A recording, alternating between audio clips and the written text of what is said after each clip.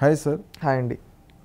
సామాన్య పౌరుడిగా మీ దగ్గర నుంచి ఇంకొక క్లారిటీ కావాలి నాకు. వైఎస్ఆర్ జిల్లా కమలాపురం ఎమ్మెల్యే రవీంద్రనాథ్ రెడ్డి జగన్మోహన్ రెడ్డి గారి సొంత మేనమామ, ఆమె తల్లిగారి బ్రదరు, ఆయన మాట్లాడుతూ ఒక సమావేశంలో మాట్లాడుతూ ఆ హత్య జరుగుతున్నప్పుడు, ఆ వివేక గారి హత్య జరుగుతున్నప్పుడు అక్కడ అవినాష్ రెడ్డి ఉన్నాడు, కానీ అవినాష్ రెడ్డి హత్య చేయలేదు. అవినాష్ రెడ్డి చూస్తూ ఉండిపోయాడు, మాట్లాడలేకపోయాడు. ఆ రక్తం మరకలు అవన్నీ శుద్ధి చేస్తున్నప్పుడు కూడా అవినాష్ రెడ్డి అక్కడే ఉన్నాడు, కానీ ఆయన ఏం చేయలేదు అని చెప్పి ఈయన ఒక రకమైన కొత్త వాదనని తీసుకొచ్చారు. చనిపోయిందేమో అవినాష్ రెడ్డి సొంత బాబాయ్. సో సొంత బాబాయిని చంపుతుంటే ఈయన ఆపకపోవటం ఏంటి, చూస్తూ ఉండటం ఏంటి? ఈయన అబద్ధాలు చెప్తున్నారా, దీన్ని మళ్ళీ ఇంకో రకంగా కవర్ చేస్తున్నారా? కానీ అక్కడ స్పాట్లో అవినాష్ రెడ్డి ఉన్నాడు అనే విషయం మాత్రం బయటకు వచ్చినట్లే ఈ రోజుతో. ఆయన ఒక సాక్ష్యం దొరికినట్లే. మనం వీళ్ళు నరరూప రాక్షసులు. వీళ్ళకేమంటే ఇంట్లో తారతమ్య భేదాలు ఉండవు. చంపేయాలనుకుంటే ఎవరినైనా చంపేస్తారు. ఆ విధంగా వివేకానంద రెడ్డి గారిని చంపేస్తారు. వీళ్ళు నరరూప రాక్షసులు కాబట్టి ఈరోజు సమాజం గుర్తుపెట్టుకోవాల్సింది ఏంటంటే, ఇక్కడ రవీంద్రనాథ్ రెడ్డి గారు చెప్పిన మాటల నుంచి మనం గమనించాల్సింది ఏంటంటే, వీళ్ళు ఎంత క్రూరత్వం ఉన్న వ్యక్తులు ఆలోచించండి. ఇప్పుడు మీ కుటుంబ సభ్యుని ఎవరైనా పక్కన చంపేస్తూ ఉంటే మీరు చూస్తూ ఉంటారా? అది నువ్వు ఎంపీ స్థాయిలో ఉండి, నువ్వు ఒక ముఖ్యమంత్రి ప్రతిపక్ష నాయకుడు సోదరుడు అయి ఉండి, అది ఒక మాజీ ముఖ్యమంత్రి తమ్ముణ్ణి, అదేవిధంగా ఒక మాజీ మంత్రిని చంపేస్తూ ఉంటే చూస్తూ ఉంటారా? ఇక్కడ ఆలోచించండి, ఎంత అవివేకంగా మాట్లాడుతున్నారు వీళ్ళు. జనాలు ఏమనుకుంటారని కూడా లేకుండా వీళ్ళు ఓపెన్గా చెప్తూ ఉన్నారు, అవినాష్ రెడ్డి ఉన్నాడు కానీ చంపలేదంటే. ఏం సమాజం ఎట్టు వెళ్తూ ఉంది? ఎదురుగా ఒక మనిషిని చంపేస్తూ ఉంటే సొంత బాబాయ్, నువ్వు ఒక ఎంపీ స్థానంలో ఉండి, అప్పుడు ఎంపీయే కదా అతను, సిట్టింగ్ ఎంపీ. చంపే పడే అతను ఎవరు? మాజీ మంత్రి, ఎంపీగా చేశాడు, ఎమ్మెల్యేగా చేసి అలాంటి వ్యక్తిని నువ్వు చంపించేస్తున్నావు అంటే కారణం ఏంటి? ఎంత దిగజారిపోయి ఉన్నారో చూడండి వీళ్ళు, ఎంత దిగజారుడు రాజకీయం చేస్తున్నారో ఒక్కసారి చూడండి. ఎందుకంటే ఇలాంటి వ్యక్తులకి బుద్ధి చెప్పాలి.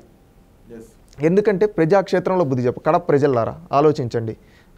కడపలో ఎక్కడ రాయలసీమ రౌడీజం లేదు, కానీ ఈరోజు మళ్ళీ ఇది ప్రోత్సహించే విధంగా మొన్న వివేకానంద రెడ్డి గారిని చంపారు, రేపు ఇంకొకరిని ఈ విధంగా ప్రోత్సహిస్తే మన తరాలు ఎక్కడికి వెళ్తాయి? వాళ్ళ కాడ బానిసలుగా ఉంటారా?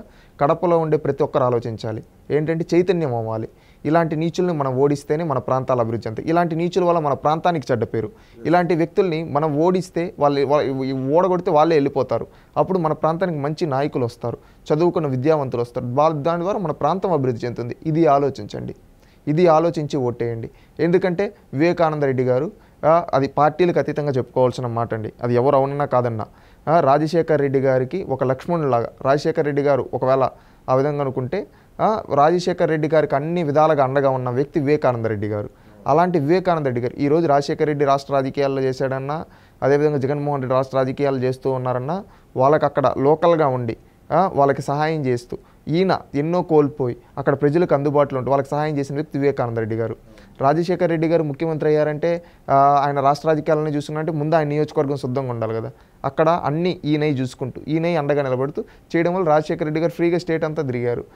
ఆ విధంగా కడపలో రాజశేఖర రెడ్డి గారు ఏమైనా చేయాలన్నా వివేకానంద రెడ్డి గారు చెప్పేవాళ్ళు. వివేకానంద రెడ్డి గారు ఆ విధంగా జిల్లా రాజకీయాలను చూసుకుంటూ స్ట్రాంగ్గా పటిష్టం చేశారు. దానివల్ల ఆయన ఫ్రీగా అక్కడంతా తిరుగుతూ ఉన్నాడు.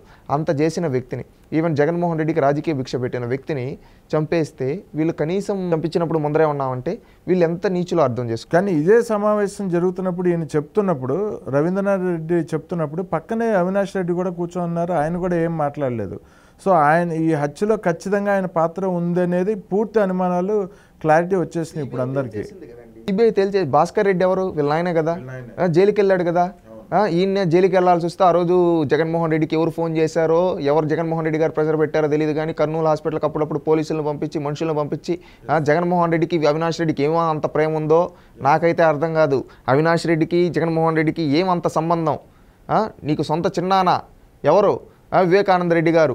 నీకు అంత చేసిన వివేకానంద, నీకు రాజకీయ భిక్ష పెట్టిన వివేకానంద రెడ్డి గారిని చంపేస్తే కనీసం చర్యలు తీసుకోకుండా అవినాష్ రెడ్డి కోసం నువ్వు కష్టపడుతున్నావు అంటే అవినాష్ రెడ్డికి నీకున్న సంబంధం ఏంటి? అదే అవినాష్ రెడ్డి ఈరోజు ఆయన సొంత చెల్లెలు షర్మిలా గారిని నోటుకు వచ్చినట్టు ఎందుకు పట్టించుకోవడం లేదు? నీకు సొంత చెల్లి కన్నా సొంత చిన్నానికన్నా అవినాష్ రెడ్డి ఎందుకు ఎక్కువయ్యాడు? అసలు అవినాష్ రెడ్డికి నీ గురించి ఏం సీక్రెట్స్ తెలుసు? నీకేం సీక్రెట్స్ తెలుసు? నీ గురించి ఏ సీక్రెట్స్ అవినాష్ రెడ్డికి తెలుసు? ఆ సీక్రెట్స్ బయటపడితే నీ పరువు పోతుందని భయంతో నువ్వు ఆపుతూ ఉన్నావా? ఎందుకు పదవి అన్ని పోతాయి ఇంకా, అందుకని ఆపుతున్నట్టుగా జనాలు కాపాడుతున్నాడు. ఎందుకు అంత? నువ్వు నిజంగా ముఖ్యమంత్రి నీ చిన్నాన్నపైన ప్రేమ, నువ్వు ఒక బాధ్యత గల వ్యక్తి అయితే అవినాష్ రెడ్డిని ఎంక్వైరీ చేసుకోండి, తీసుకోమండి, కడిగిన ముత్యంలా వస్తాడని చెప్పాలి. కానీ ఆయన కాపాడుతావు, ఎందుకు కాపాడుతున్నావు? కడప జిల్లా ప్రజలు కూడా ఆలోచించాలి. వివేకానంద రెడ్డి గారు మీకు ఏ విధంగా సేవలు చేశారు, అదేవిధంగా మీ కుటుంబాలను ఏ విధంగా ఆదుకున్నాడు, చేయూతనిచ్చాడు వివేకానంద రెడ్డి, గుర్తు చేసుకొని ఓట్టేయండి. ఎందుకంటే వివేకానంద రెడ్డి లాంటి దేవుళ్ళు లాంటి మనిషిని రాక్షసులు చంపారంటే వీళ్ళు ఎంత కిరాతకులు ఆలోచన, రేపు మిమ్మల్ని కూడా వదలరు, ఆలోచించి ఓట్టేయండి.